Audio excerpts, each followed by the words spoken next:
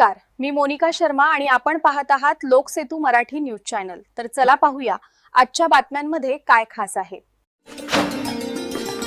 Bellwether international school येथे राष्ट्रीय शेतकरी दिन उत्साहात साजरा। बेलवेदर इंटरनॅशनल स्कूल येथे राष्ट्रीय शेतकरी दिन उत्साहात साजरा करण्यात आला।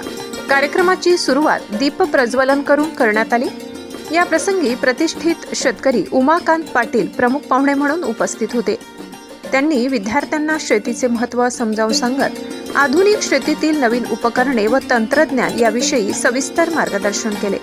शेतीत होणारे बदल, आधुनिक साधनांचा वापर आणि शेतकऱ्यांचे समाजातील मोलाचे योगदान यावर त्यांनी विद्यार्थ्यांना माहिती दिली।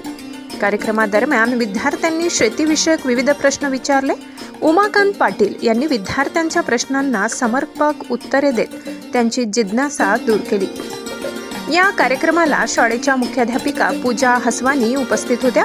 त्यांनी पाहुण्यांचे स्वागत करून राष्ट्रीय शेतकरी दिनानिमित्त विद्यार्थ्यांना शेतकऱ्यांचा सन्मान व आदर करण्याचा संदेश दिला।